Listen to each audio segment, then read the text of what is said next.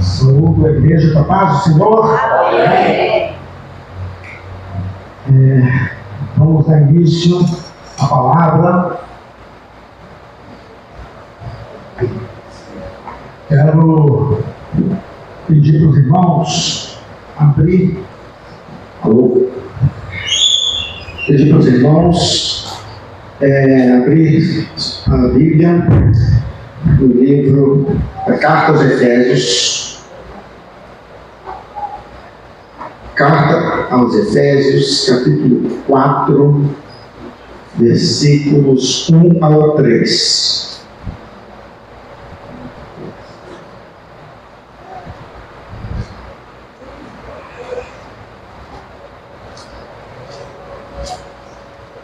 Efésios 4, 1 ao 3.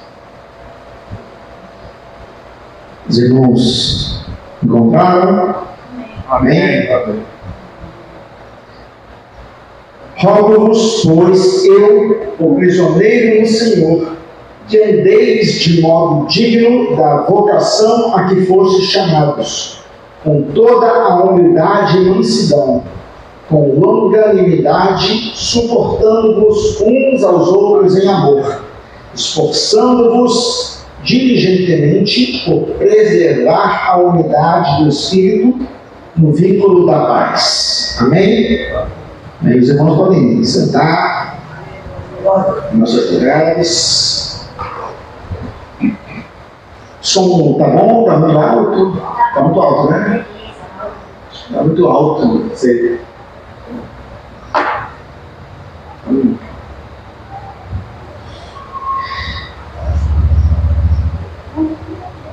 Essa mensagem de hoje tem um título que é a força da unidade na igreja.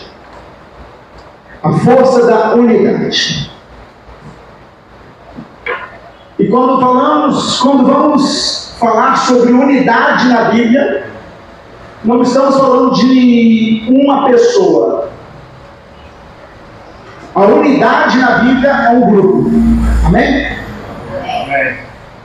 Então, o conceito de unidade na Bíblia, a qual está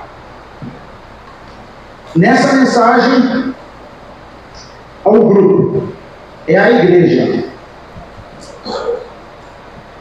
E a unidade é a base para que a igreja faça a sua missão aqui na terra. Então, sem unidade, não existe igreja. Então, a unidade é uma peça fundamental para que haja um mover de Deus através das igrejas. Amém? Amém. Interessante que Paulo, nessa carta, ele vai dizer que a unidade, essa questão da unidade, da comunhão, não é uma opção, não é algo que você pode ter ou não ter e vai tudo correr bem, vai tudo se encaminhar certo, vamos ter bênçãos, milagres. Não é uma opção você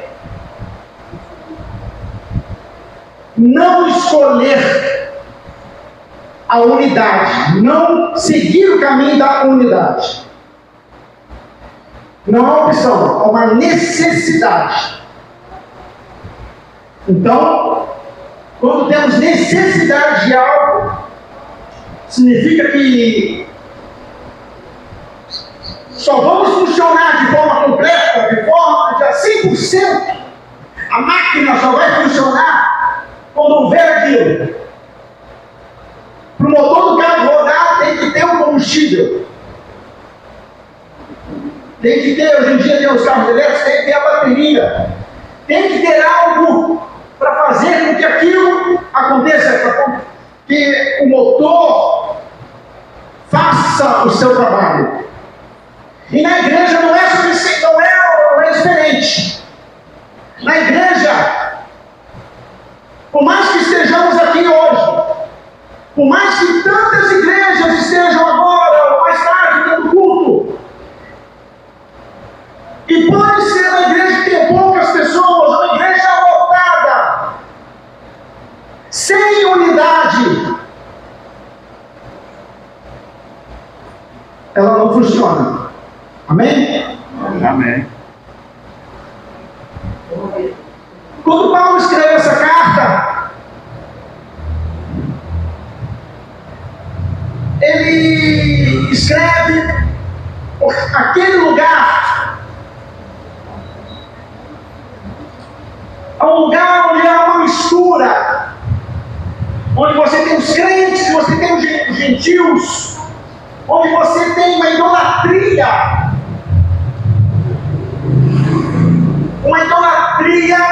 que era muito forte. Se eu não me engano, é Ártemis, o templo de Ártemis, o templo exuberante. Então, deu? Então, Ártemis.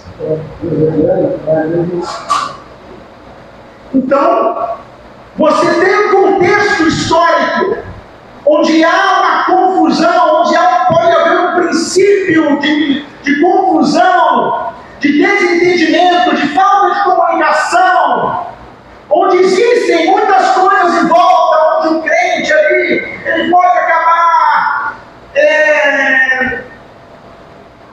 sendo convencido ou sendo atraído por outras coisas, por outras pessoas. Então Paulo, ele fala com a sua igreja ali, sabendo a pressão externa e interna que havia naquele momento.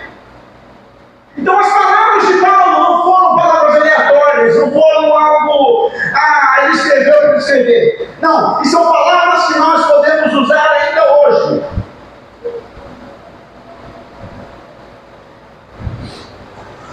Por isso, Deus nos coloca hoje para ter, mais uma vez, um entendimento sobre a unidade, uma preocupação com relação à unidade na igreja.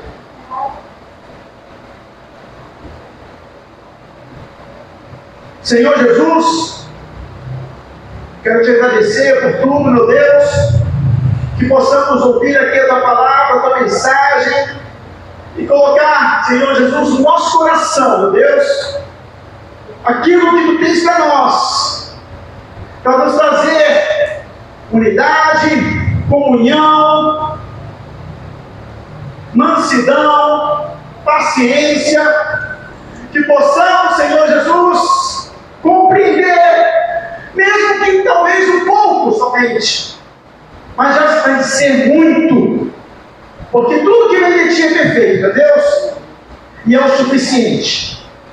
Amém. Então Paulo, ele vai dizer, eu vou até, vamos se puder deixar o versículo aqui, Efésios 4, 1 ou 3. Paulo vai falar, no primeiro momento, uma frase, no começo do versículo, sobre o andar digno.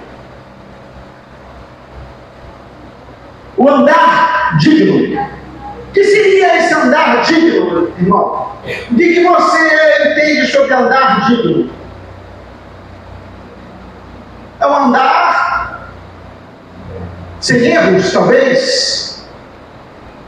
É um mover, é um movimentar, é um estar ilibado, é você estar sem culpa ou sem nada preso.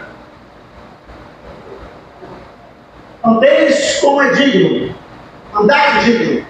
O andar, nessa passagem, nesse contexto, ele está relacionado com algo, uma movimentação contínua. Então, o andar aqui é algo contínuo. É algo para ser feito de forma contínua. E o digno, aqui nessa passagem, se refere a equilíbrio. Amém? Então, contínuo equilíbrio. Então, Paulo está dizendo, nessa carta, para os crentes estarem em contínuo equilíbrio.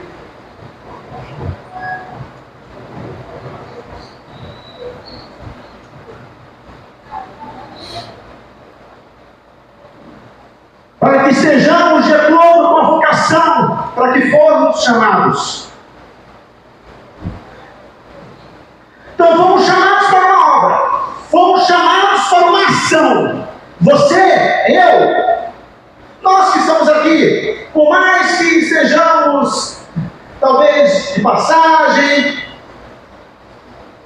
por mais que sejamos em ministérios diferentes, em grupos diferentes,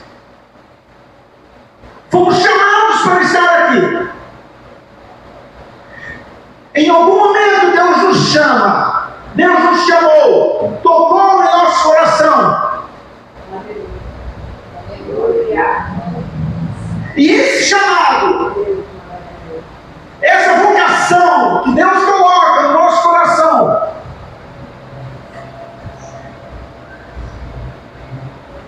nós só vamos conseguir exercer essa vocação, esse chamado, se nós andarmos continuamente em equilíbrio.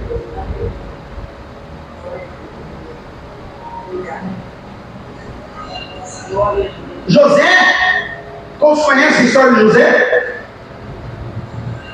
O escravo, passou por tantos problemas, tantas dificuldades, e sempre se manteve equilibrado. O equilíbrio aqui, irmão, eu não quero dizer, como os irmãos já sabem, eu não quero dizer que o José, nesse sentido, José não ficou chateado, não ficou com raiva, não ficou nervoso. As emoções humanas, elas sempre vão existir. Nós sempre iremos passar pelas emoções. Não há como fugir disso. A diferença é como você responde a essas emoções. Então é certo que você vai se alegrar, é certo que você vai se entristecer. Como você vai responder a isso, é como você vai ver o nível de equilíbrio que você está nas suas emoções. Tem até uma passagem interessante que em Gênesis mesmo, que fala, e aconteceu que desde que o pusera sobre a sua casa e sobre tudo que tinha, o Senhor abençoou a casa do egípcio por amor de José. E a bênção do Senhor foi sobre tudo que tinha na casa e no campo. Quando você anda com dignidade, quando você está seguindo o chamado, quando você está sob esse efeito, debaixo dessa esfera, aonde você estiver, é abençoado. Quando você encontra esse equilíbrio, aonde você colocar a planta dos seus pés, é abençoado. Não importa onde seja. Você pode acabar passando por uma necessidade, por uma situação em algum lugar ruim, em algum lugar complicado, com pessoas complicadas, mas pode ter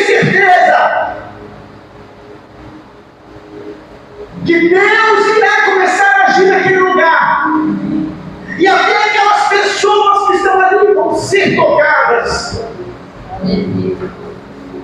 Então, olha só, irmão. Deus nos coloca nessa condição de, através dele, seguindo os seus princípios, podemos modificar o nosso espaço. Isso se reflete em nossa casa, nosso trabalho, em nossa comunidade, na igreja. Amém? José andou de maneira digna e Deus abençoou ele e onde ele estava. Viver de maneira digna não é viver em perfeição, não é ser um robô, não é ser um crente. Eu sou um crente, não é isso, irmão.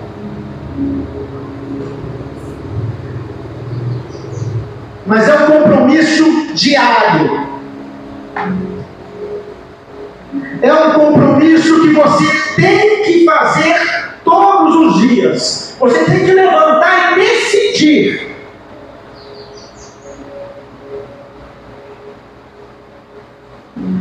Andar de forma digna.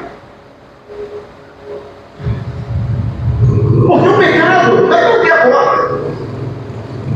O medo vai bater na sua porta. A indecisão vai chegar ali na sua porta e vai bater. E você vai escutar ele batendo. Mas você precisa decidir. Hoje não. Hoje eu não vou deixar que essas emoções, que esses sentimentos, que essa culpa tome conta de mim. Eu vou escolher andar de forma digna. Eu vou decidir andar de forma digna. Eu vou decidir ter equilíbrio, ser equilibrado. Você não vai ser imune às emoções.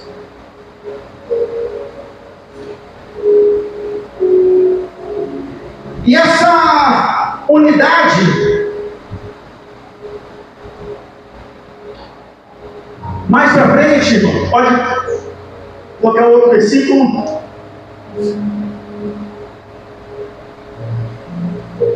E essa unidade, ela tem a base, ela é suportada por esses 4 elementos: humildade, mansidão, longanimidade e amor. São os pilares. Os pilares de um relacionamento. Os pilares de uma união. Os pilares de uma verdadeira amizade.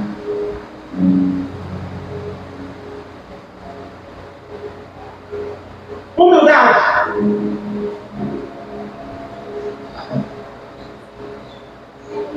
Naquele tempo,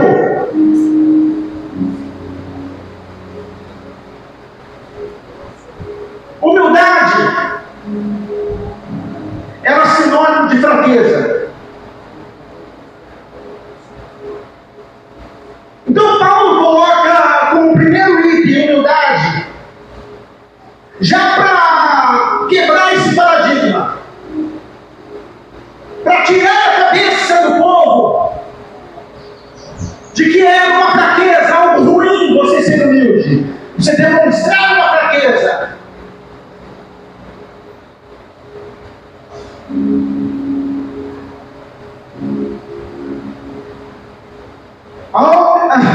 A humildade não é fraqueza, é uma força espiritual que você escolhe, que você decide ter.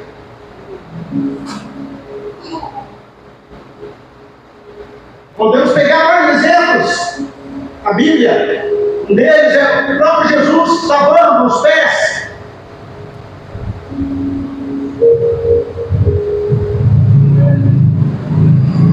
Demonstrando na prática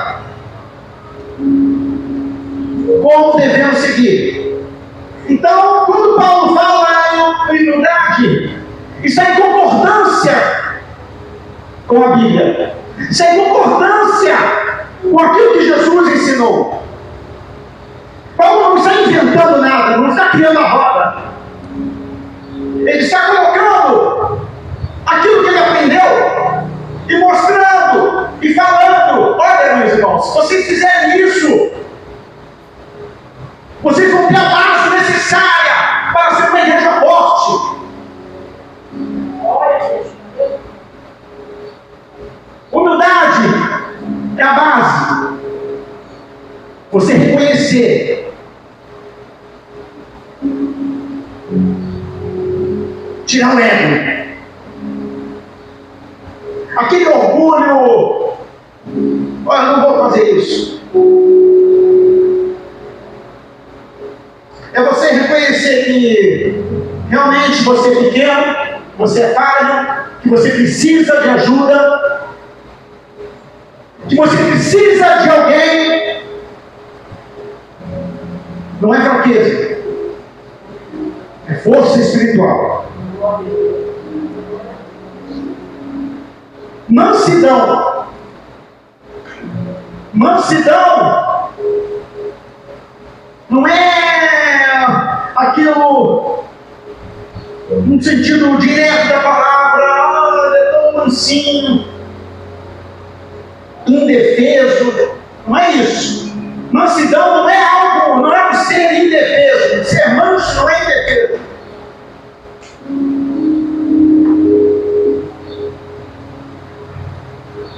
Mansidão é força sob controle. É você saber controlar a força que vem. É você controlar o impulso.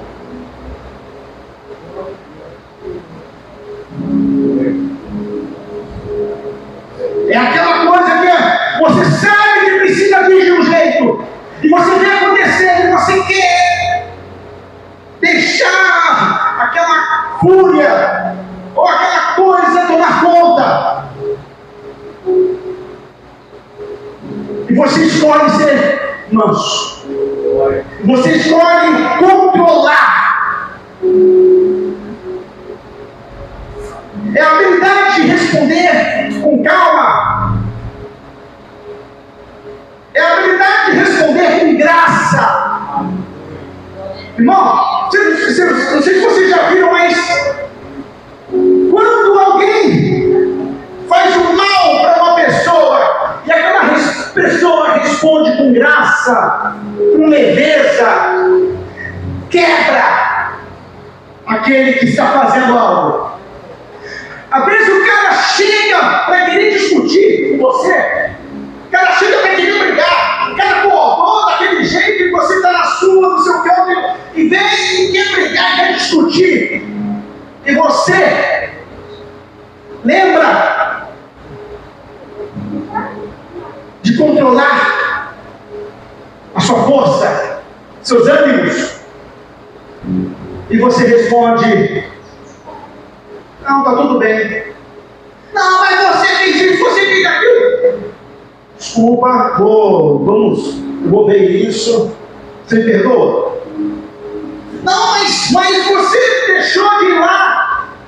Eu vou ver isso, eu sei que eu não estou muito bem, eu vou orar, está tudo tranquilo, você está certo. O cara às vezes vem querendo arranjar uma confusão e você ali. E quando essa pessoa não encontra você um alvo que vai concordar com a agressividade dele, isso quebra ele. E às vezes a discussão acaba ali e nunca mais volta. Então, mansidão é força sob controle. Martin Luther King, os irmãos devem conhecer, um pregador ali dos Estados Unidos, da década de 60, muito conhecido pelos movimentos de liberdade, contra o racismo da época. pastor, temente a Deus, e num certo momento, quando ele estava pregando para uma grande multidão, chegaram para ele e falaram: Martin,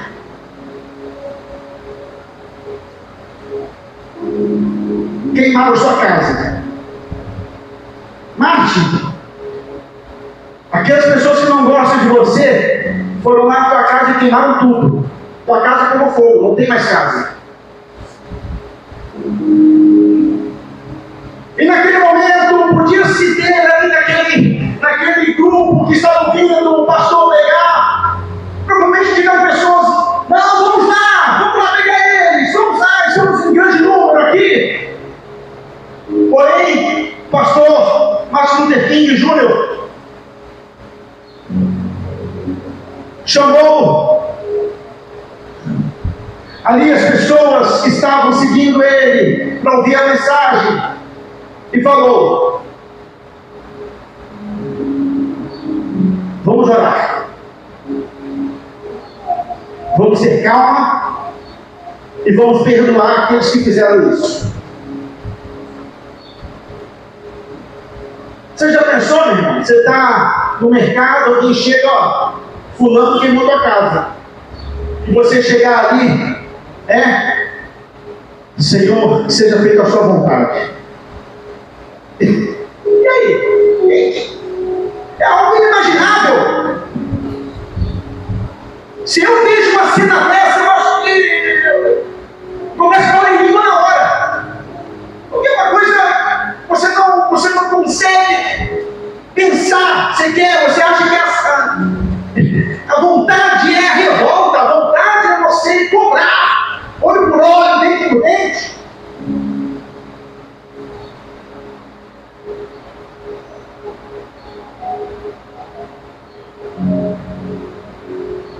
Da mesma forma, Jesus permaneceu em silêncio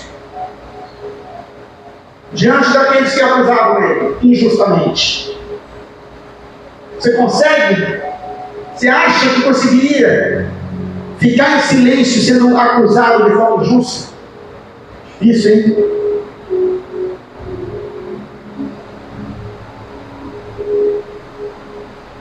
Mas esse silêncio não é um silêncio por si só. Ele é um silêncio, é uma paciência, é uma calma,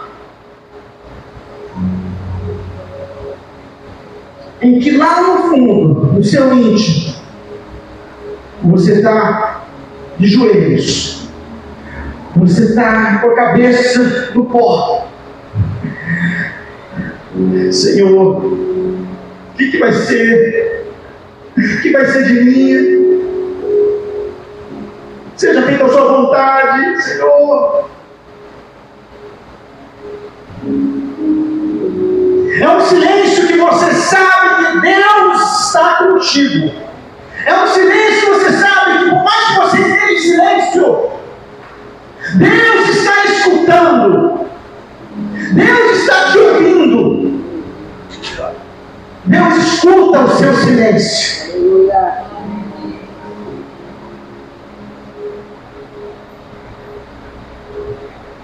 Fomos chamados para construir, irmão. Fomos chamados para moldar, para construir, e não para destruir. E a construção, ela demora mais. Existem situações, cálculos, cuidados. Destruir, qualquer coisa vai e destrói. Paciência, longanimidade. Os irmãos se consideram pacientes?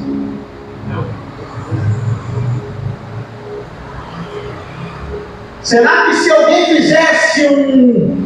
alguém perguntasse para uma pessoa que te conhece: vem cá, fulano é paciente? Será que seria um dos adjetivos para você? Será que as pessoas diriam que você é paciente? Ah, o irmão, a irmã é paciente. É difícil. Essa paciência, essa longanimidade, é demorar para se irar.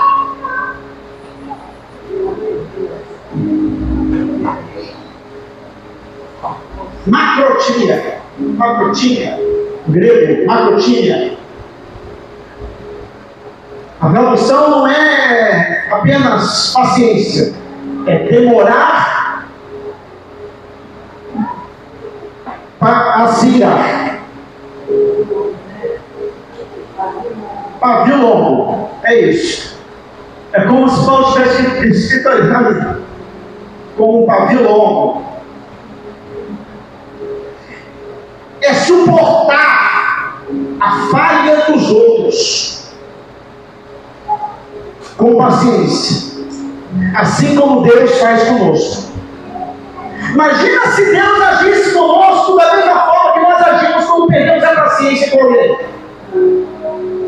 Imagina se Deus nos trata da mesma forma que às vezes nós perdemos a paciência com besteira, com detalhe, coisas tão vãs, tão simplórias, tão rasas, e a gente perde a paciência. É por isso que nós louvamos. Deus é bom o tempo todo.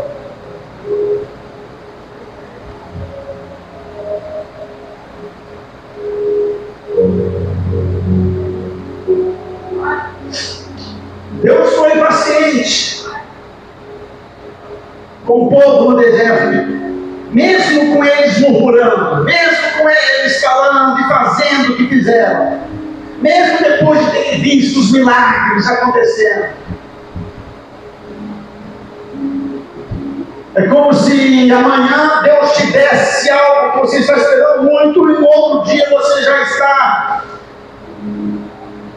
fazendo tudo errado.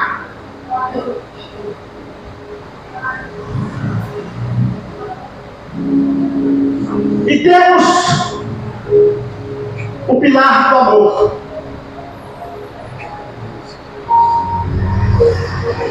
Amor, ágape. Aqui é utilizada a palavra ágape, é o amor ágape. É um amor sacrificial. Então ele está dizendo aqui, Paulo está dizendo: tenha um amor que você pense no outro antes de você mesmo.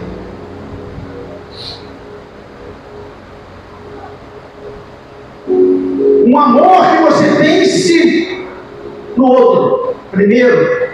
Difícil, hein?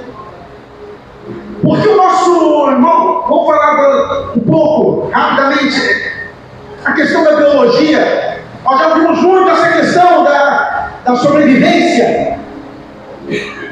O ser humano, quando ele está passando por uma situação, vem um instinto de sobrevivência para que ele viva.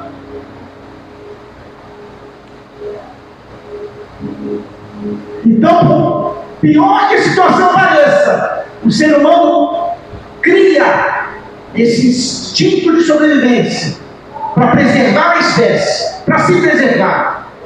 Agora, Paulo está falando aqui que antes de você simplesmente pensar no amor, no sentido do que eu quero, do que eu desejo, é você pensar na vida do seu irmão. É você colocar a vida do seu próximo antes de você. Difícil, hein? Davi poupou a vida de Saul quando tinha a chance de se vingar.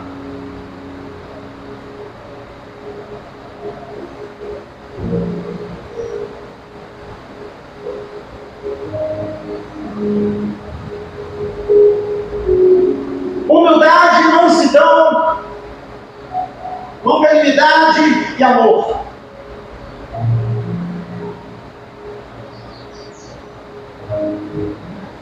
A unidade, irmão, é um presente do Espírito.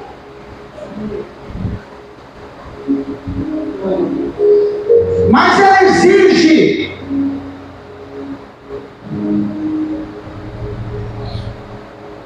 um esforço consciente por nossa parte. Então a unidade é um presente do Espírito, mas ela exige que nós façamos algo para que ela ocorra. Não é um presente que você deixa ali e ele vai fazer tudo por conta própria e você vai ficar olhando, como se fosse um robô, uma coisa automatizada. Você precisa fazer, nós precisamos fazer um esforço contínuo, consciente e intencional. Nós precisamos querer fazer isso. Precisamos querer essa unidade. Precisamos querer estar juntos. É um esforço. Então você decide estar junto. Ai, aquela irmã, tem aquela coisa. Ai.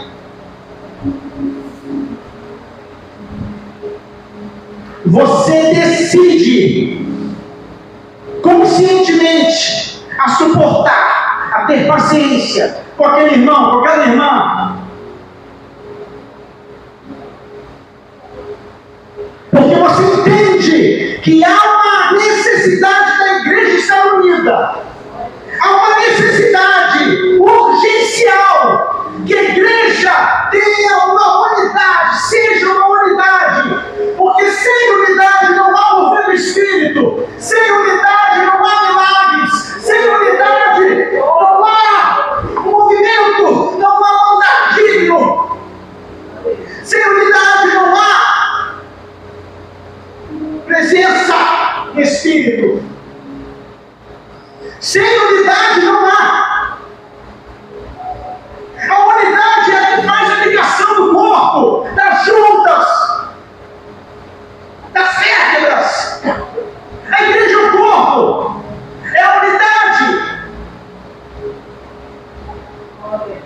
Glória a Deus.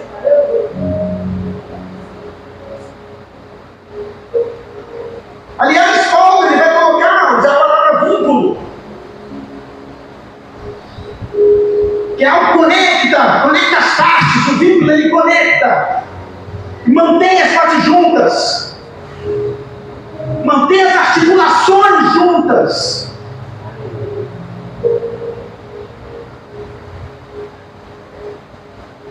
E essa unidade, quando ela ocorre, então a paz de Deus entra no lugar e mantém aquilo tudo junto. Porque onde existe a paz de Deus, não existe espaço para o caos. E a unidade, não há unidade com caos. Não existe como estar unido, como estar junto, se há um caos no meio. As coisas não conversam, as partes não se conectam, não há vínculo.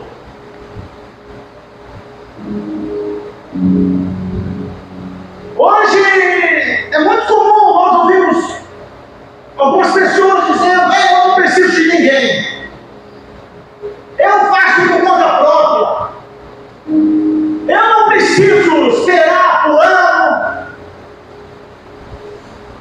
eu sei o que eu quero, é isso que eu vou fazer,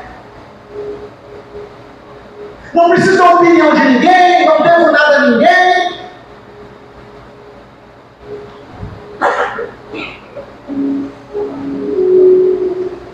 E às vezes as pessoas até falam: é só eu e Deus. Muitos desigrejados, muitas pessoas que estão fora da igreja, que se decepcionaram com alguma coisa do ministério, elas trazem essa frase: me decepcionei com a igreja, me decepcionei com o pastor, com o irmão, com a forma como eu Agora eu fico sozinho e eu encontro Deus sozinho. Longe da unidade. Afastado do corpo.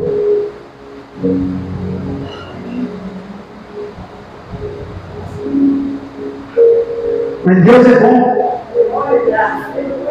Deus é bom, Deus é misericordioso. Mesmo assim, Deus cuida.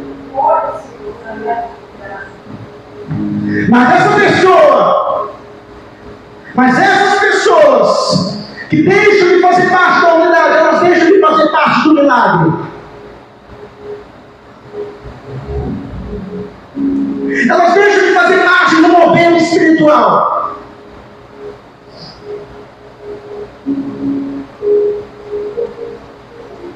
Deus nos criou para viver em comunidade.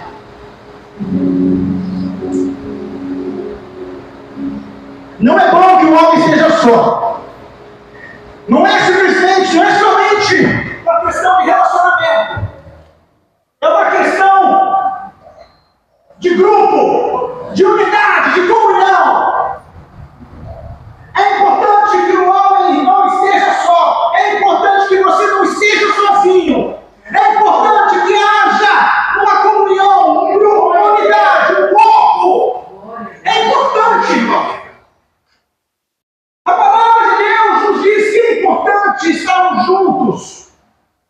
É importante ser paciente.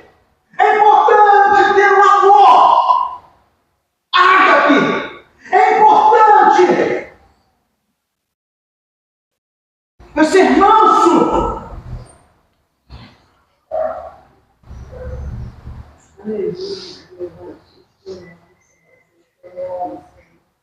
Existe uma necessidade de nos relacionarmos com o corpo. Uma colaboração em prol da vontade de Deus.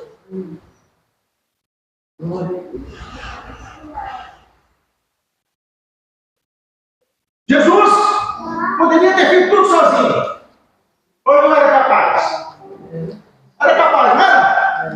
Jesus era capaz de fazer tudo sozinho. Mas ele decide chamar os discípulos. Ele decide formar, ter uma comunhão, um grupo, um corpo. Ele decide ensinar. Ele decide estar em grupo.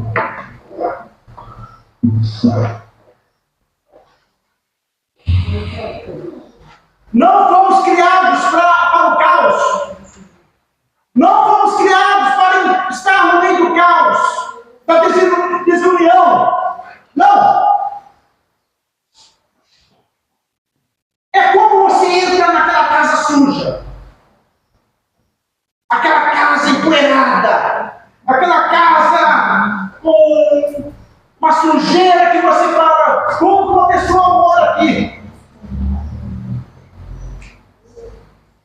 E é uma casa que afasta as pessoas, que não é um lugar que não é receptivo. Então precisamos olhar para o nosso coração nessa manhã e saber se a nossa casa está limpa o suficiente para receber as pessoas,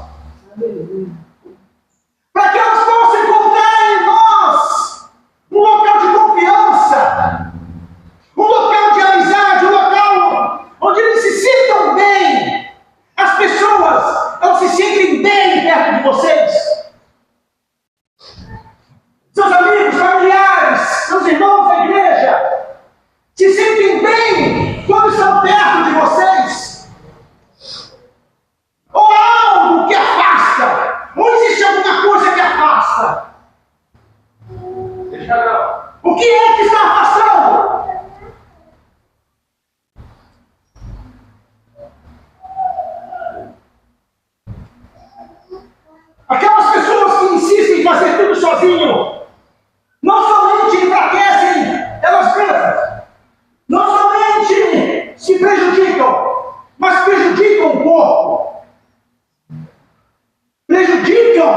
o todo.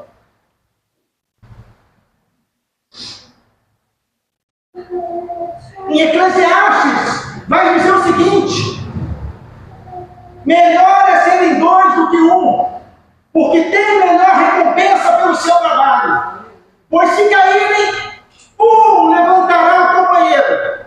Mas ai do que estiver só, pois caindo não haverá quem o levante. Então, quando existe um local, uma igreja, um grupo, uma família que não vive a unidade, quando um cai, tudo se volta contra ele. Não há ajuda, não há paciência, zero paciência, porque não é um corpo. Porque um lugar que não existe isso, é como se alguém olhasse para a irmã, para o irmão, se não visse alguém que faz parte do corpo, mas alguém que pode ser jogado fora.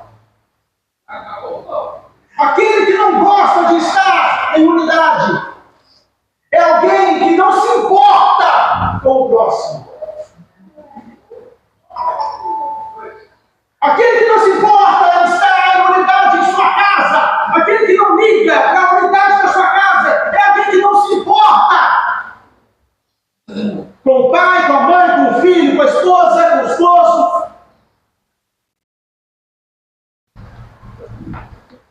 Porque quem se importa vai procurar andar com dignidade. Quem se importa vai querer exercer a unidade. Vai procurar saber o que precisa fazer para ser um com o outro. Hoje, o que você precisa fazer? O que você precisa exercer? Pensar, escutar. O que você precisa? Como você precisa agir? Para que haja uma unidade, para que você faça parte de uma unidade na sua casa, na sua igreja.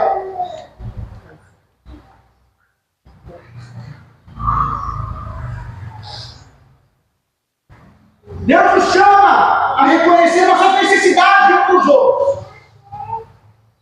Deus fala conosco hoje, comigo e com você, para reconhecermos que precisamos do outro. Glória a Deus. Não somos autossuficientes. Aleluia. Deus quer unidade. Deus busca por unidade. Os milagres só vão acontecer em unidade, em concordância. Aleluia. Glória. Não é fraqueza admitir que precisamos de ajuda.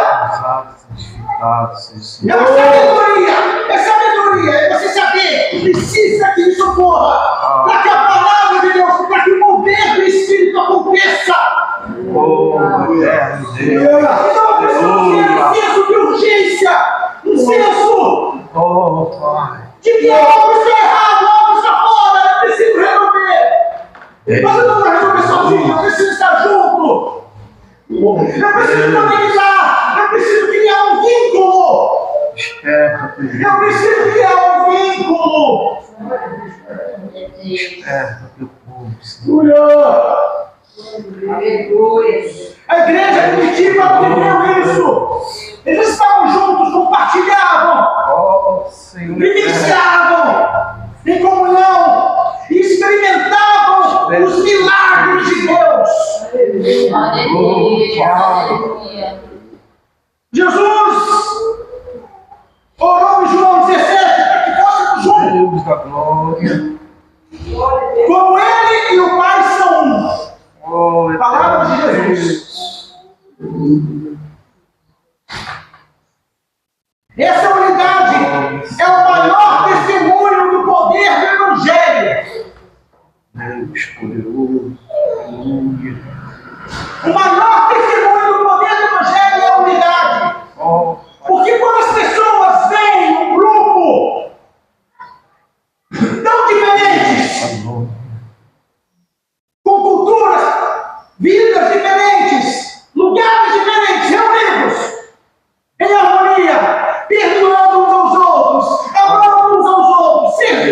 outros. Glória a Deus. Acima dos próprios Seja o desejos. teu nome, Senhor. Essas pessoas são confrontadas com algo que aponta para Deus.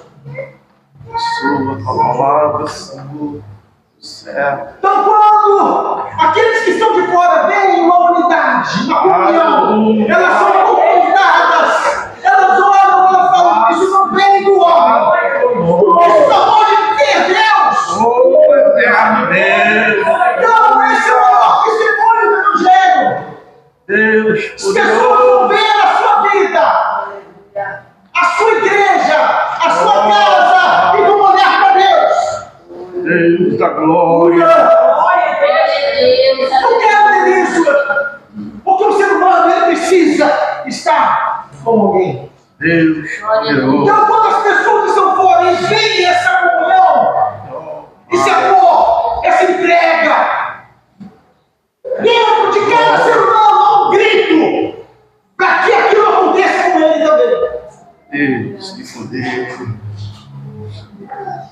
Oh, Gideão venceu o papel estrangeiro dos homens, mas não foi por causa da que eles sabiam usar as armas ou eram mais fortes. É porque existia uma unidade. oh, Existia uma obediência ao propósito de Deus. Deus, Existia uma razão, uma missão compartilhada com todos. Deus. Um sentimento que era mútuo.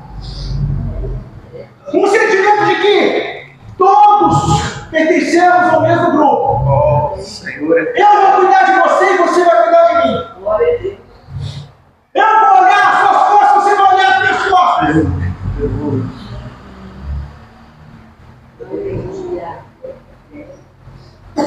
Quando estamos unidos, Deus opera. Oh,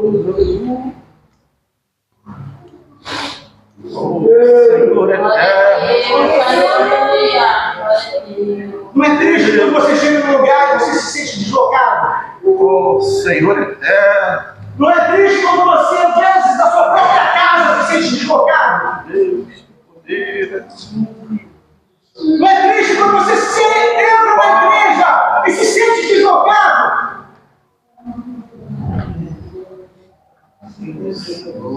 Parecem estranhos em casa.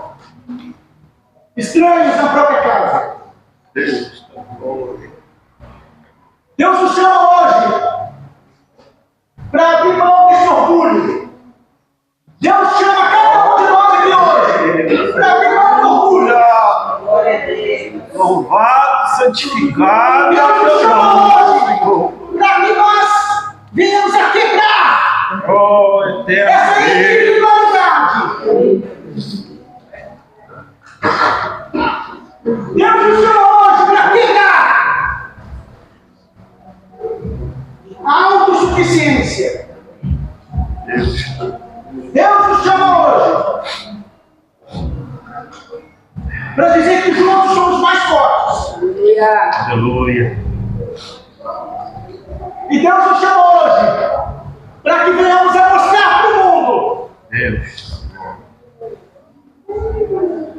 Oh, a unidade da igreja. Para que possamos obrigado, Senhor. mostrar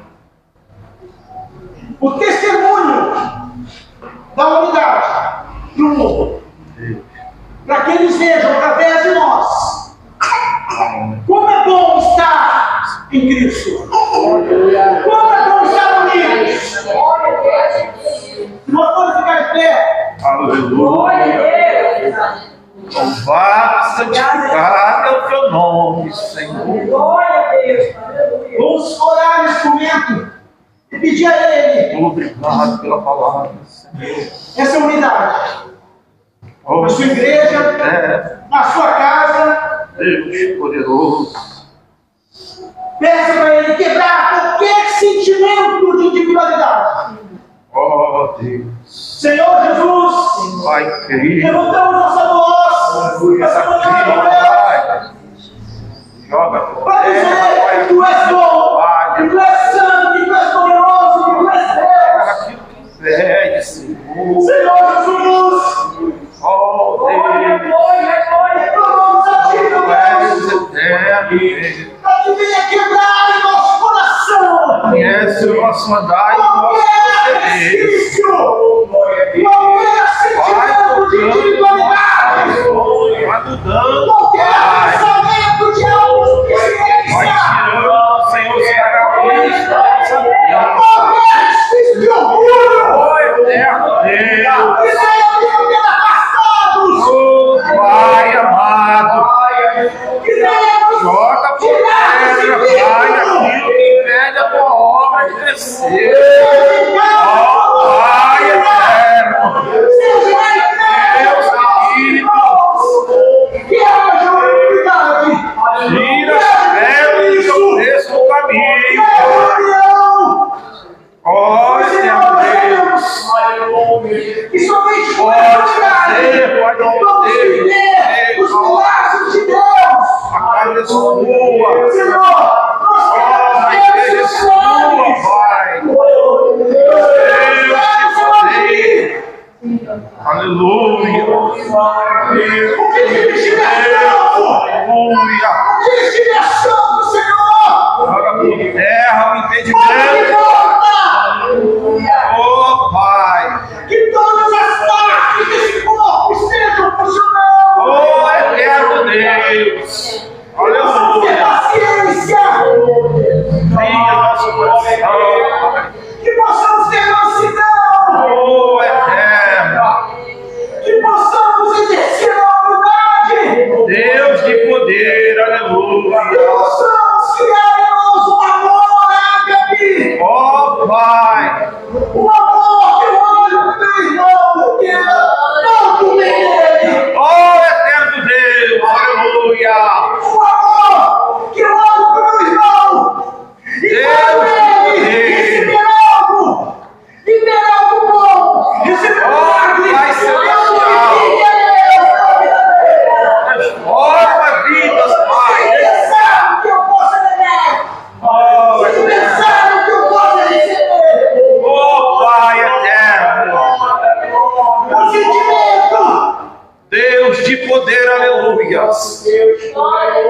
Tudo está acontecendo por fora da vontade. Oh, Pai.